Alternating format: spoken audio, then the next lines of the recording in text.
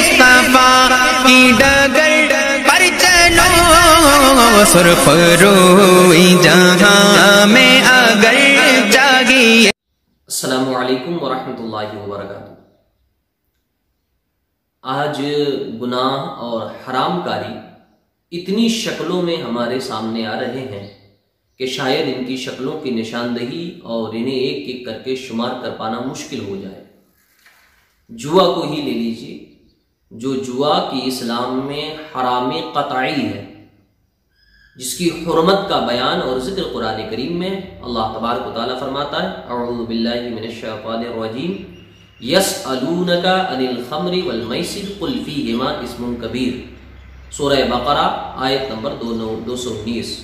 اللہ فرماتا ہے، محبوب لوگ آپ سے شراب اور جوئے کے بارے میں پوچھتے ہیں، کہہ دیجئے کہ ان دونوں میں بڑا گناہ ہے، بہت بڑا گناہ ہے۔ تو اس جوا کی جو آج کے زمانے میں ترقی یافتہ دور ہے، اتنی شکلیں آ گئی ہیں کہ ان شکلوں کی نشاندہی آدمی کرتے کرتے تھک جائے گا۔ نوجوانوں میں بڑی کثرت سے ایک چیز رائج ہے آج، سٹے بازی۔ یہ سٹے بازی کیا ہے؟ جوا ہے۔ کرکٹ پہ جو سٹے بازیاں ہوتی ہیں یہ صریح طور پر جوا ہے۔ جوا کا ڈیفینیشن اور جوا کی تعریف رد المختار میں ہے، القمار هو الذي يستوي فيه الجانبان في احتمال الغرامہ۔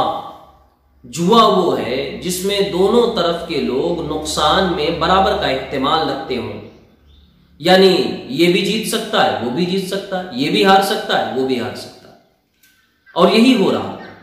تو سٹہ بازی کیا ہے؟ صریح طور پر جوا ہے۔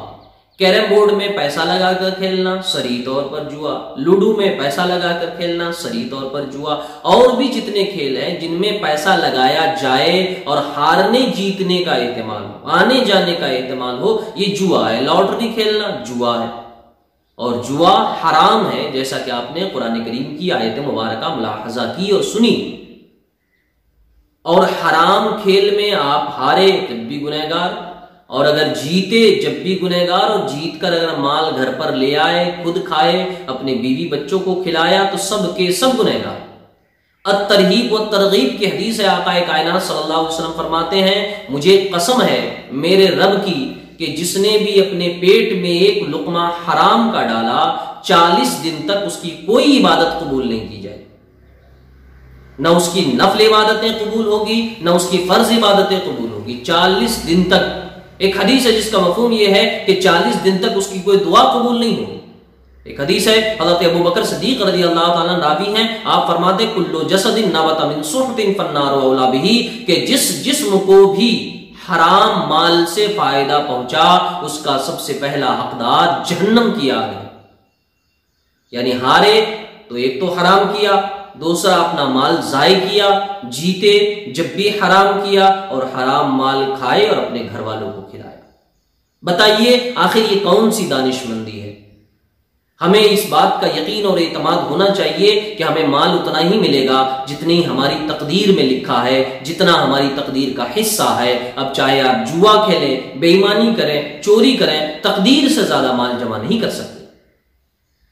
تو آخر کیوں آج ہمارا یہ نوجوان طبقہ بڑی تیزی سے اس میں مبتلا ہو رہا ہے؟ پوجا وغیرہ بعض خاص کر دیکھا جاتا ہے، بعض علاقوں میں دیوالی وغیرہ کے موقع پہ سارے لوگ تاش کھیلتے ہیں، غیر ہندوؤں کے ساتھ ساتھ مسلمان بھی تاش کھیلتے ہیں، اور باضابطہ پیسہ لگا کر کھیلتے ہیں۔ یہ ساری چیزیں حرام ہیں، حرام ہیں، حرام ہیں۔ خدا کے لیے ان چیزوں سے پرہیز کریں، ان گناہوں میں مبتلا نہ ہوں۔ اگر آپ کے گھر میں کوئی ان گناہوں میں مبتلا ہے تو اسے روکیں، تنبیہ کریں، باز رکھنے کی پوری کوشش کریں۔ یہ گناہ ہمیں دنیا میں بھی ذلیل و خوار کریں گے، کنگال کر دیں گے، اور آخرت میں بھی برباد کر دیں گے۔ آپ نے کسی جواری کو نہ دیکھا ہوگا جو کروڑ پتی ہو گیا، کیونکہ جوا ہے ہی ایسی چیز جو آپ کو کنگال کر ہی دیتی ہے، اور ساتھ ہی اللہ کی بارگاہ کا مجرم بناتی ہے۔ لہٰذا یہ سٹے بازیاں، یہ IPL یا دوسرے کرکٹ پر سٹے لگانا، یہ سب حرام ہیں، شدید طور پر حرام۔ ان سے پرہیز کریں، ان کا مال جمع نہ کریں۔ مال گھر سے ضائع ہو، ہار جائیں تب بھی نقصان، اور جمع کریں جب بھی نقصان۔ خدا کے لیے ان سے اپنے آپ کی حفاظت کریں۔ السلام علیکم ورحمۃ اللہ۔